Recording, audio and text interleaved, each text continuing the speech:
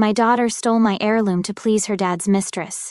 So I turned her graduation into a public scandal that ruined her reputation and future plans. I used to believe that unconditional love meant accepting everything, even betrayal, until my own daughter taught me that some lines should never be crossed. My name is Veronica Mitchell. I'm 52 years old, and I work as a financial director at a major insurance company.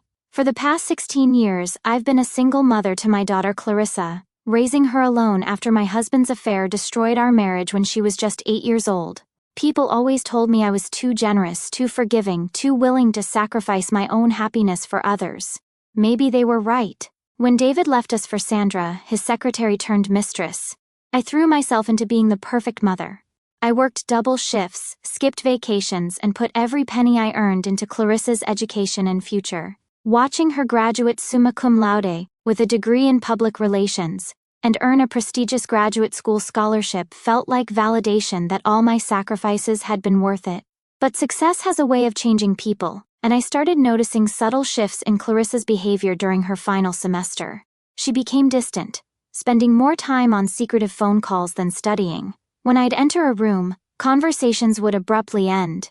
She avoided eye contact during our dinner conversations, giving me short, clipped answers when I asked about her day or her plans after graduation. The first real warning sign came 3 weeks before her graduation ceremony. Clarissa approached me while I was reviewing quarterly reports in my home office, fidgeting with her phone in a way that immediately put me on edge. "Mom, can I ask you something about Grandma's necklace?" I looked up from my laptop, surprised. She was referring to my mother's pearl necklace, the only piece of family jewelry I had left after my parents passed away. It was a beautiful vintage piece from the 1940s, worth several $1,000s but priceless to me for sentimental reasons. "What about it, honey?" "Well, I was wondering if maybe I could borrow it for something special, like a graduation gift to myself." Something in her tone felt rehearsed, artificial. "Of course you can wear it to your graduation ceremony." I was actually planning to suggest that. No, not just wear it. Could I have it? Keep it? The request caught me completely off guard. In our family, the necklace had always been understood as something that would be passed down when I was much older, not given away casually. "Clarissa, that necklace has been in our family for over 70 years. Why the sudden interest?" She shifted uncomfortably. "I just think it's time for it to go to someone who would really appreciate its history and meaning." "Someone? You mean you?" "Yes, of course me. Who else would I mean?" But something in her eyes told me there was more to this story. I'd raised this girl for 16 years, and I knew when she wasn't telling me everything. Still, I wanted to trust her, wanted to believe that my devoted daughter simply had a newfound appreciation for family heritage. "Let me think about it," I said finally. Over the next few days I couldn't shake the feeling that something was wrong. Clarissa's behavior became even more secretive. She'd leave the house for hours without explanation, claiming she was meeting with professors or handling graduation logistics. When I offered to help with any planning, she quickly declined, insisting she had everything under control. Then I discovered something that made my blood run cold. I was cleaning Clarissa's room, changing her sheets while she was out, when I noticed her laptop was still open on her desk. I wasn't snooping intentionally, but a name in her email preview caught my attention: Sandra Chen. Sandra Chen. My ex-husband's mistress had kept her maiden name professionally, but I recognized it immediately. My hands trembling, I clicked on the email thread. What I read shattered my understanding of everything I thought I knew about my daughter. The emails went back months, dating to the beginning of Clarissa's final semester. Sandra had reached out initially under the pretense of wanting to build a relationship with David's daughter. But as I read through their exchanges, a much darker picture emerged. Sandra had been systematically poisoning Clarissa's perception of me, painting herself as the wronged party in my marriage's collapse. She claimed that I had been controlling and manipulative, that David had only stayed with me out of duty, and that she truly understood Clarissa in ways I never could. The most devastating part was seeing how eagerly Clarissa had absorbed these lies. Her responses showed a young woman hungry for validation, and apparently willing to believe anything that made her feel special and understood. But the email that made me physically sick was from just 2 days ago. "Clarissa, darling, I'm so excited that you've decided to honor me at your graduation ceremony. The necklace will be perfect for the occasion, a symbol of the bond between us that your mother never understood. David will be so proud to see you finally acknowledging the woman who truly raised you spiritually. I read that email 17 times before I could process what it meant. My daughter had not only been in contact with the woman who destroyed our family, but she was planning to give her my mother's necklace and honor her at graduation. When Clarissa came home that evening, I was waiting in the kitchen with printed copies of the emails. "Sit down," I said, my voice calmer than I felt. "We need to talk." She took one look at the papers in my hands and her face went pale. "Mom, I can explain." "Explain what?" "How you've been secretly communicating with Sandra for months. How you've been planning to give her my mother's necklace. How you're going to honor the woman who destroyed our family at your graduation ceremony." "It's not like that." "Then what is it like, Clarissa? Because from where I'm sitting, it looks like you've been lying to me for months, while planning to humiliate me in front of our entire family." She was quiet for a long moment, and when she finally spoke, her voice had a coldness I'd never heard before. "Sandra helped me understand things about our family that you never told me. About how Dad really felt, about how controlling you were during their marriage." "Controlling?" "I worked 60-hour weeks to keep our family afloat while your father was having an affair. She said you'd react like this. She said you'd never be able to handle the truth about why Dad left." "The truth? Clarissa, your father left because he was sleeping with his secretary. That's the truth. There's no complicated psychological explanation. He cheated, and our marriage ended." Sandra said. "I don't care what Sandra said." My voice rose higher than I intended. "This woman destroyed our family, and now she's manipulating you into hurting me. Can't you see that?" Clarissa stood up, her chin raised defiantly. "Maybe the problem isn't Sandra. Maybe the problem is that you can't accept that someone else understands me better than you do." "Understands you?" "She's been working on you for months, telling you exactly what you wanted to hear so she could get revenge on me. Or maybe she just genuinely cares about me in a way you never learned how to." Those words hit me like a physical blow. After 16 years of sacrifice, of working multiple jobs to pay for her private school and college, of putting her needs before my own in every conceivable way, my daughter was telling me that another woman understood her better. "Get out," I whispered. "What?" "Get out of my kitchen. Go to your room. And tomorrow, you can go live with Sandra if you think she understands you so much better." "Mom, you're being dramatic." "I'm being dramatic?" "You're planning to give away a family heirloom to my ex-husband's mistress and honor her at your graduation. But I'm the one being dramatic?" She left without another word, but I could hear her on the phone immediately afterward, presumably calling Sandra to report on our conversation. The next morning, I woke up to find the necklace missing from my jewelry box. I called Clarissa's phone repeatedly, but she didn't answer. Finally, I received a text, "Staying with a friend until graduation, need some space to think." But I knew she wasn't staying with a friend. I knew exactly where she was. The week leading up to Clarissa's graduation was the longest of my life. I went through the motions at work, but my mind was constantly racing. Part of me wanted to call the police and report the necklace stolen, but I couldn't bring myself to have my own daughter arrested. Another part of me wanted to reach out to David, to warn him about what Sandra was doing to our daughter, but I knew he'd probably take her side. Instead, I decided to do something I'd never done before. I hired a private investigator. If Sandra wanted to play games with my family, I was going to make sure I understood exactly who I was dealing with. The investigator, a sharp woman named Janet Morrison, promised to have a full report within 5 days. What she uncovered was even worse than I'd imagined. Sandra Chen had a history of targeting married men and their families. My marriage to David hadn't been her first affair, and it wasn't her last. She'd been involved in at least 3 other breakups, each time positioning herself as the victim while systematically working to destroy the existing family structure. More damaging was her financial history.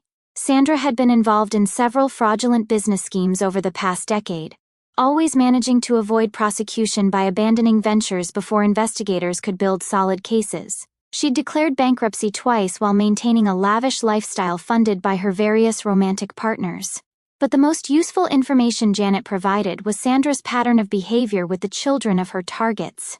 In 2 previous cases, she'd managed to alienate children from their mothers by playing the role of understanding stepmother, only to abandon them once she'd moved on to new relationships. Armed with this information, I made a decision that would change everything.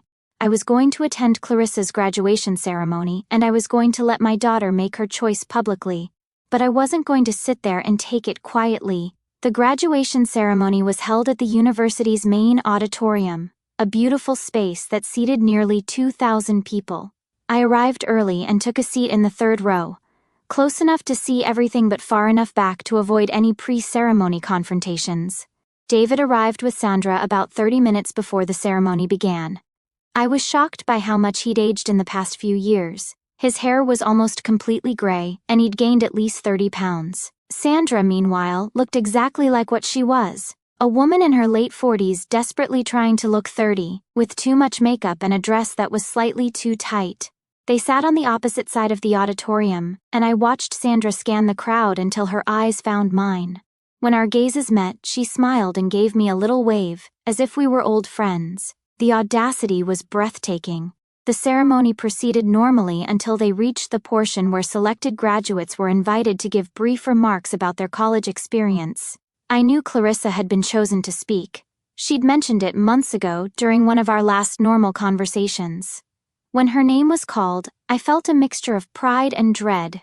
My daughter walked to the podium wearing her cap and gown, and around her neck, clearly visible against the dark fabric, was my mother's pearl necklace. "Thank you," she began, her voice clear and confident. "The past 4 years have been transformative, but not just because of what I learned in the classroom. I've learned about the importance of authentic relationships and having people in your life who truly understand and support your growth. I knew where this was going, but I wasn't prepared for how public and devastating it would be. I want to take this opportunity to thank someone who has been instrumental in helping me understand my own identity and potential. Someone who saw qualities in me that others missed and encouraged me to embrace my authentic self." She paused, and I could see her scanning the crowd until she found Sandra.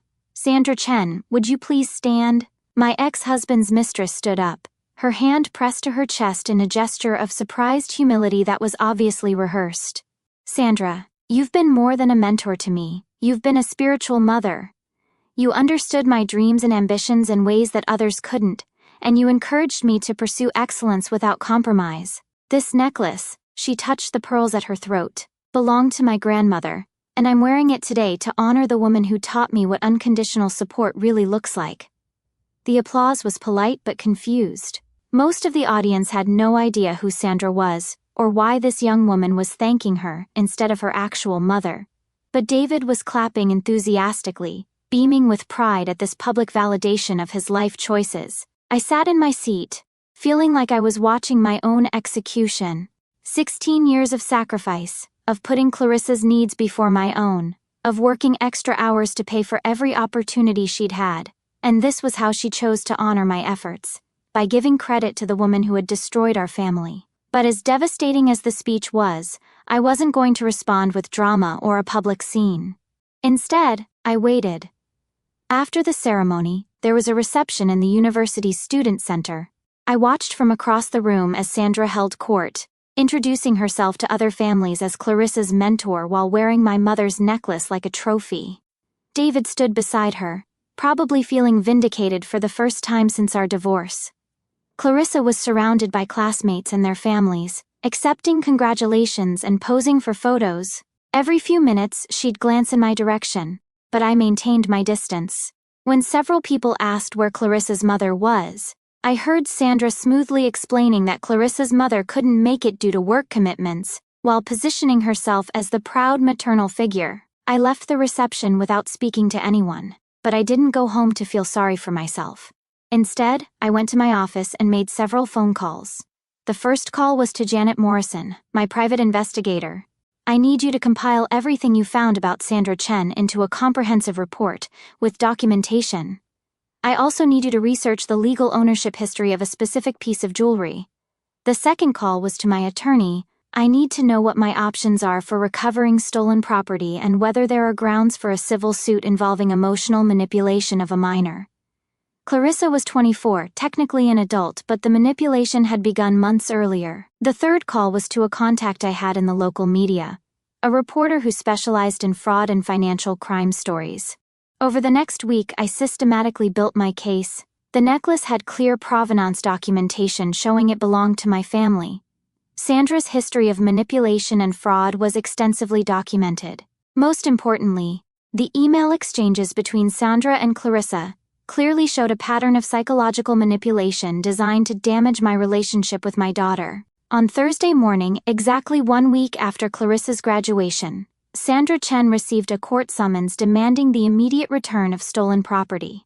That same morning, a reporter from the local newspaper called her for comment on a story about her history of targeting families and manipulating children against their parents. By Thursday afternoon, the story was online with the headline, "Local Woman's Pattern of Family Manipulation Exposed." The article detailed Sandra's history, included excerpts from the emails with Clarissa's identity protected, and featured comments from previous victims of her schemes. The story gained traction quickly, especially when it was picked up by a popular social media account that focused on family drama stories. By Friday, #GraduationGate was trending locally, with thousands of people sharing their own stories of family manipulation and parental alienation.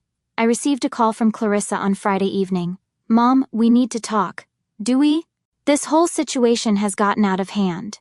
The story is everywhere and people are messaging me about it. My graduate school is asking questions about the scholarship because of character concerns." "What exactly would you like to talk about, Clarissa?" "I want to give you the necklace back and try to work things out." "Why?" "Because Sandra's true character has been exposed and you're facing consequences, or because you genuinely understand that what you did was wrong." She was quiet for a long moment. "I think I made a mistake." "You think?" "I know I made a mistake.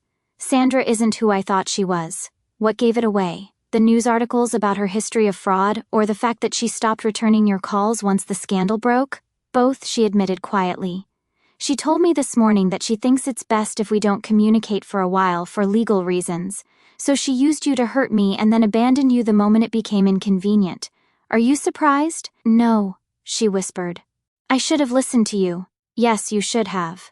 But more than that, you should have trusted 16 years of love and sacrifice instead of believing a stranger who told you what you wanted to hear." "Can we meet somewhere and talk? I want to make this right." I considered her request for several minutes. "The necklace first. I want it returned through my attorney, with documentation. Then we can talk about whether there's anything left to salvage in our relationship." "Mom, you're treating this like a business transaction." "Clarissa, you treated our relationship like a business transaction when you decided to trade it for validation from a woman who destroyed our family. I'm simply responding in kind." The necklace was returned to me through legal channels on Monday morning. Along with it came a formal written apology from Clarissa, acknowledging that she had taken the jewelry without permission and expressing regret for her actions. But I wasn't ready to forgive or forget.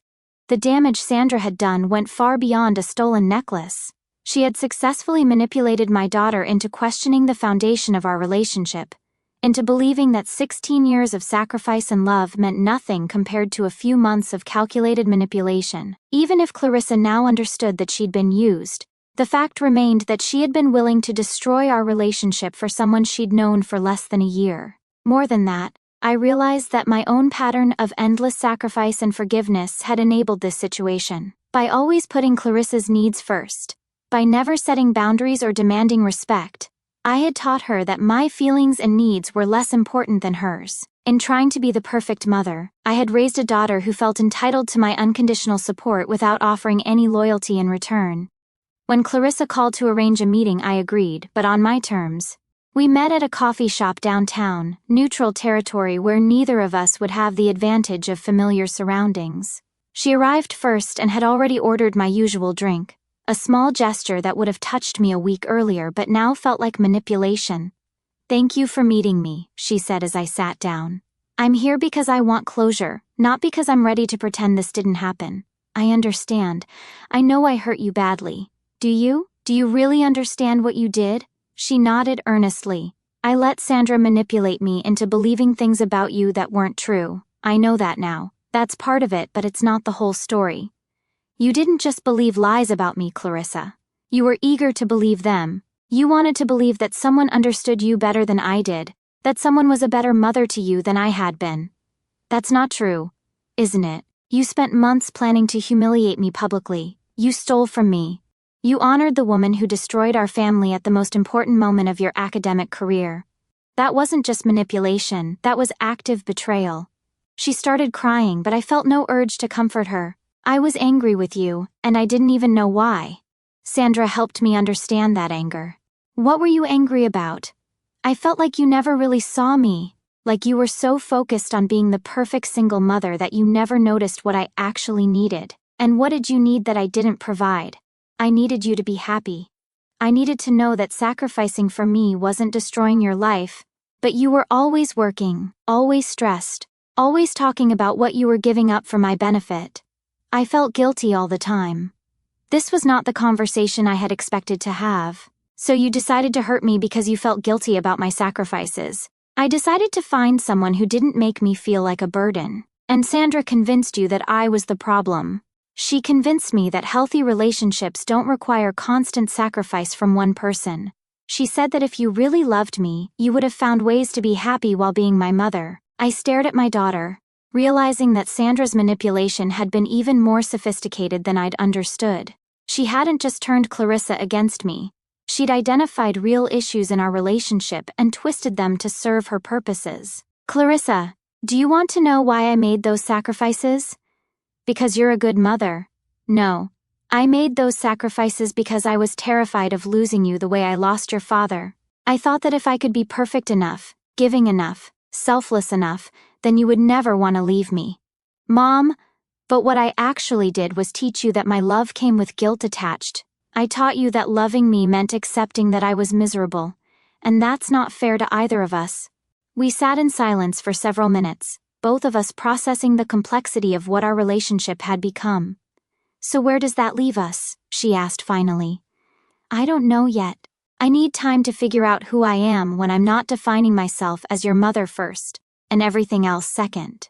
Are you saying you don't want to be my mother anymore? I'm saying I don't want to be the kind of mother I've been. The kind who enables her daughter to take her love for granted because it never comes with boundaries or consequences. What kind of consequences? The consequence of choosing Sandra over me is that you don't get to have me as a backup plan when that relationship falls apart. The consequence of stealing from me is that you don't get automatic forgiveness just because you regret it. The consequence of humiliating me publicly is that I'm not going to pretend it didn't happen just to make you feel better. So you're cutting me off? I'm stepping back. I'm going to focus on building a life that doesn't revolve around you. And you're going to learn what it means to have a relationship with me instead of just expecting me to be available whenever you need something. She cried harder at that. But I didn't change my position. What about my graduate school situation? The scholarship committee is reviewing my award because of the publicity. What about it? I might lose the scholarship. I might not be able to afford graduate school without it. Then you'll figure out alternative financing, just like millions of other students do. But you could help. No, I couldn't. You made your choice about whose support you wanted. Now you get to live with that choice. You're being cruel. I'm being honest. For the first time in 16 years, I'm telling you the truth instead of protecting you from consequences. I stood up to leave, but she reached for my hand. Mom, I love you. I know I screwed up, but I love you. I love you too, Clarissa. But love without respect isn't enough anymore. I left the coffee shop feeling lighter than I had in years. Over the next few months, I focused on rebuilding my life in ways I'd never allowed myself to consider. I started dating again for the first time since my divorce. I took a vacation to Italy by myself. I bought new furniture for my house and redecorated Clarissa's old room as a home office. Most importantly, I decided what to do with my mother's necklace. Instead of keeping it as a family heirloom that could be stolen or given away inappropriately, I donated it to a local organization that provided professional clothing and accessories to women entering the workforce after domestic violence or financial hardship. The necklace would be part of a collection that women could borrow for job interviews and important professional events. When I made the donation, I thought about my mother and what she would have wanted for her jewelry. She had been a strong woman who valued independence and self-respect above all else. I think she would have been proud to know that her necklace was helping other women build better lives for themselves. Clarissa tried to contact me several times over the following months. She lost her scholarship as I'd expected, and had to take out loans to continue her education. She also struggled to find internships in her field because the publicity from the scandal followed her online presence. Eventually, she sent me a letter that was different from her previous attempts at reconciliation. "Mom," it began, "I'm not writing to ask for anything or to try to convince you to forgive me. I'm writing because I finally understand what you meant about consequences. Living with the results of my choices has been the hardest education I've ever received. I understand now that loving someone doesn't mean being entitled to their forgiveness. I understand that trust, once broken, has to be rebuilt slowly and with consistent actions, not just words. I also understand that you were right to step back from our relationship. I had never learned to value your love because I had never experienced life without it. Now I have, and I know what I lost. I don't expect you to respond to this letter, and I'm not asking you to. I just wanted you to know that I'm working on becoming someone who deserves the kind of mother you always were, even if I was too selfish to appreciate it at the time. I hope you're happy. I hope you're living for yourself now instead of just for me. You deserve that." I read the letter several times, and for the first time since the graduation ceremony, I felt proud of my daughter, not for her academic achievements or her professional potential, but for her willingness to sit with the discomfort of consequences and learn from them. I wrote back, a brief note acknowledging her letter and telling her that I was proud of her growth. I also told her that I was open to rebuilding our relationship slowly, with new boundaries and mutual respect. But I made it clear that the old dynamic was gone forever. I would never again be the mother who sacrificed her own happiness to ensure her daughter's comfort. I would never again enable someone to take my love for granted. 6 months later, we had coffee again. This time, Clarissa arrived empty-handed. No apology gifts, no manipulative gestures, just herself.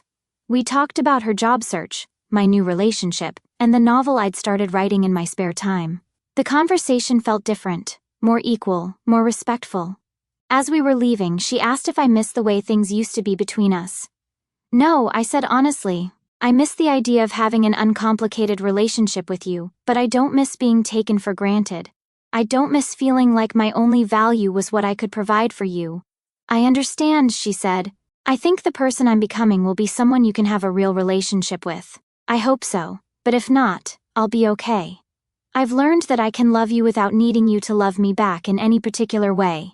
As I drove home that day, I thought about Sandra and whether she'd ever understood the real damage she'd done.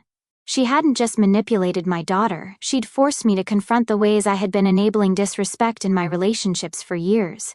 In trying to destroy my family, she had actually given me the opportunity to build a healthier life. I never thanked her for that lesson, but sometimes growth comes from the most unexpected places. The woman I am now would never allow someone to treat me the way my daughter had during those months. The woman I am now understands that unconditional love doesn't mean accepting unacceptable behavior. The woman I am now knows the difference between being loving and being a doormat. And for the first time in my adult life, that feels like enough.